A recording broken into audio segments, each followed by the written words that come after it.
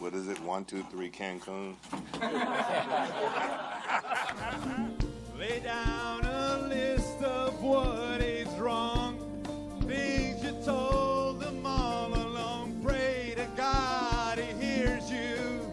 And pray to God he hears you. And where did I go wrong? I lost a friend somewhere along in the bitterness. And I would have stayed up with you all night. Hello, everybody, and welcome to Backfired, an NBA history podcast about bad teams, bad luck, and bad decisions. My name is Lewis, and today I'm going to talk about the Lakers. Not the present-day winless Los Angeles Lakers suffering from the curse of Bart Simpson. I want to talk about the Lakers of old, and in particular, one very interesting game in NBA history, one simply known as the Nick Van Exel Game. And that's a game where Van Exel almost tied the Lakers' record for assists in a game, came one short of Magic Johnson's record. Nick Van Exel is tied for second in Lakers assists in one game at 23 assists, tied with Magic and Jerry West. So how did he do that? Well, he had a little bit of help. And I'm going to be honest, this one is very tenuously connected to the theme of the show, but it is interesting, which makes up for it in my eyes. But this episode is informed by a famous forum post, as famous as a post on the forums of the Association for Professional Basketball Research can be. And it spawned a lot of research, both formal and informal. Of course, several Reddit posts, but also at least one, probably more, but at least one seminal work of research into scorekeeper bias that was presented at the Sloan Sports Analytics Conference, and later published in the journal Data Mining and Knowledge Discovery. It was written by Matthew Van Bommel, who used to work for the Sacramento Kings, and Luke Bourne, who founded Zealous Analytics, which Van Bommel now also works for. Zealous is snatching up former team employees from all major professional sports leagues, and they do something that involves tracking data. But this forum post was someone posting an email that their friend had sent them detailing the number of incorrect statistics that were recorded per NBA game, something that I would assume has mostly been taken out of the hands of the individual scorekeeper nowadays because of that aforementioned tracking data. But in the late 1990s and beforehand, outside of who scored a basket, there were a lot of things that could be subjective and vary from scorekeeper to scorekeeper. Assists, steals, blocks, team rebounds, and if a scorekeeper wanted, they could bend the box score to their will. And that's exactly what the scorekeeper of the Vancouver Grizzlies did. I won't reveal their name because there's no explicit online link between this person and Nick Van Exel or this particular game that I'm going to talk about. So it's possible that they don't want it to be known that it was them. But considering the fact that they have since worked for other NBA teams and gotten very high up in the hierarchy, I'm sure it's kind of just an open secret in the industry. Not that it's a particularly bad thing that he did. In the grand scheme of things, obviously it does not matter at all, but it was purposefully dishonest. So what is this grave sin that this scorekeeper committed that I keep alluding to? Well, on January 5th, 1997, the scorekeeper of the Vancouver Grizzlies decided that Nick Van Exel was going to have the game of his life.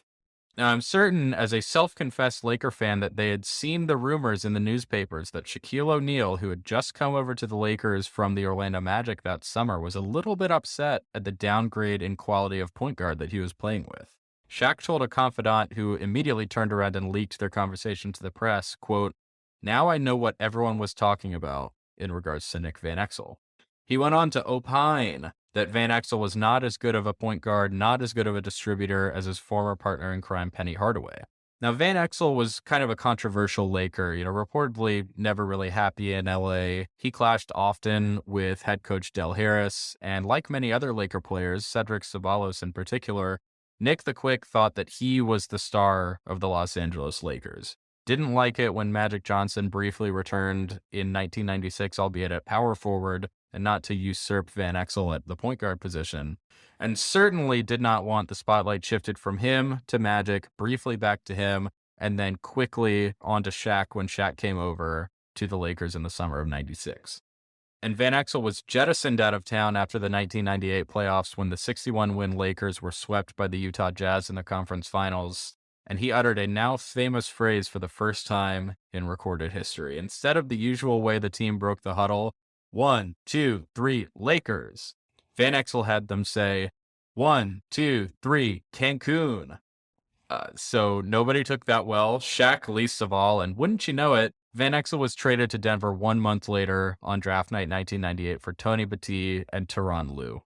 But in the midst of all that turmoil, Nick Van Exel was gifted with a 23 assists game, and this is how it happened. So I'll read you an excerpt from the email. I was the head game day stats accumulation guy for the Grizzlies for their first 3 seasons. When I was preparing for the role the summer before their inaugural season, the NBA implemented a new software program for stats entry. We had league-wide training in Detroit. When there, I spent most of my non-classroom time in my hotel room with an AV suite doing past games myself, then comparing them line by line with the actual stats. If I remember correctly, there are around 400 entered or recorded events per NBA game on average. I think at the time I calculated that the average NBA stat crew had about 20 unintentional errors per game. Missing events, wrong players getting credited unintentionally. For those who care, I had myself and the Grizz folks down to 3 to 4 unintentional errors per game, and I usually knew what they were and was able to go back and fix them before submitting the file to the NBA. Anyway, on top of that 20 or so errors per game, you have over double that in intentional errors. By intentional errors, I mean events that never happened. For example, say the loose ball rebound is deflected out of bounds by the visiting team. Instead of the correct call, team rebound to the home team, you award the rebound to a home player in the vicinity. Or fake blocks, among the easiest things to make up next to steals and assists. Or events that are awarded to the wrong player. Rebounds, steals, turnovers are the most common. The intentional errors are organizationally sanctioned and encouraged. They increase national media coverage and interest and increase your franchises and players' visibility. There is also league pressure to protect and enhance the stats of the elite players. For example, I would guess that John Stockton got between 1 to 2 assists per game for free. Partly because I disagreed with the blatant stat manipulation, which I did, and partly because I'm a Laker fan, I gave Nick Van Exel 23 assists one game. If he was vaguely close to a guy making a shot, I found a way to give him an assist. He then goes on to talk about Dikembe Mutombo glaring at him menacingly after checking the halftime stat sheet and seeing he'd only been credited with 1 block rather than the 3 or 4 times he'd wagged his finger that half, which the scorekeeper says he did on purpose because he didn't like Dikembe Mutombo. There was another game in 1995 where Hakeem Olajuwon had a double-double with 9 blocks in the fourth quarter. During a fourth quarter timeout, someone in the Grizzlies management came up to the scorekeeper and quietly told him, "Whatever you do, give Olajuwon his 10th block." And so the scorekeeper did. It was a legitimate block, but they said that even if it wasn't, he was ordered to, so he would have found a way to do it. So you see where this could become an issue, especially if it's sanctioned or encouraged or ordered by the teams and by the league. Mutombo, obviously a generational shot blocker. How many of those were just based on reputation? John Stockton, how many of his assists were given to him for free? The scorekeeper mentions that Vancouver players like Bryant Reeves and Sharif Abdur-Rahim got a very favorable call at home, which is part of why their home and away splits for more subjective stats were way better at home. He said on rebounds, quote, "The way to get a guy extra rebounds is if a shot goes up and someone tips it and someone else recovers it, you can give that to either one. Rodman would get those all the time. Most callers will give it to the guy who actually gets possession. But that doesn't mean a caller can't give it to someone in a scrum who tipped it. What if Byron Scott retrieves it? Byron Scott doesn't need that rebound." So Bryant Reeves in his rookie season got an extra rebound per 36 minutes at home versus on the road. But this effect reversed in Reeves' second season. He got fewer rebounds at home per 36. And the reason wasn't that Reeves, became worse at rebounding. It was that by the scorekeeper's own admission, quote, "Sharif Abdur-Rahim became the object of my subjectivity." Sharif in his rookie season got about a rebound per game more at home per 36 than on the road and about half a block more. But in his second season, the difference was much more stark. 1.5 more rebounds per 36 at home versus on the road and 2/3 of a block more. The scorekeeper also said that even outside of the Van Exel game, he was much more liberal with assists than the average scorekeeper. Grizzlies point guard Greg Anthony in 1996 got an assist and a half more at home per 36 minutes than he did on the road, and Sharif Abdur-Rahim in his second season, which was the scorekeeper's final year in Vancouver, got 1.2 more per 36. Tommy Craggs of Deadspin wrote, "At home, the Grizzlies assisted on 67% of their field goals, where league average for a home team was 63%. On the road, that figure was just over 56%, and league average for away teams was 59%. So that trend applied not only to Greg Anthony or Sharif Abdurrahim or, Bryant Reeves for rebounding, that applied to the whole team. And from time to time, the visitors as well. So what I wanted to do with this episode is go through the film and tell you exactly how many assists Nick Van Exel actually had. So I watched this game. The only tape of it that I could find was in Spanish, which despite having an 80-day Duolingo streak in Spanish, I do not understand any Spanish. So make of that what you will. But, along with the game log from Basketball Reference, I was able to see each time that Van Exel was credited with an assist and make my own decision on whether this game was a complete fraud or just a little bit inflated. And I may in the future cut the game tape up and make like a YouTube video breaking down each of these assists. But as of right now, I don't really know how to do that. So I'm going to stick with this very simple auditory medium. So I went through all 23 assists and I found that 13 of them were definitely assists, 100%. They were lobs, they were passes to cutters, people who immediately shot the ball and hit their shot. There's another 2 of the assists that were a little bit questionable, but I would probably still count them as assists. So that's 15. 8 of them, though, were completely fabricated. The 8 assists mostly came on entry passes to Shaq, who would post up Bryant Reeves or Roy Rogers for like 5 or 6 seconds, dribble several times, and create his own shot. So that's 6 of the assists. The other 2 were the first credited assists of the game, where the camera angle is not great, but it seems like maybe Van Exel inbounded the ball from the baseline to Eddie Jones, who brought the ball up the entire length of the court and then just pulled up from 3. So not an assist by any stretch of the imagination. And then the final one was a pass to a motionless Byron Scott, who caught it on the wing, held it, then drove inside and created a shot.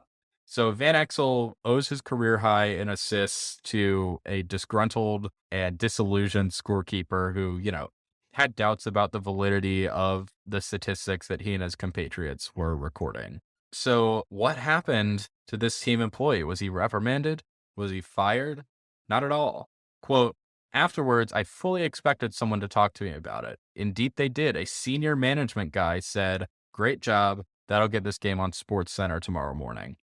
He continued, that dramatically increases the potential of our game being shown on ESPN. Here are some highlights of Olajuwon, and oh, by the way, they happen to have taken place in Vancouver.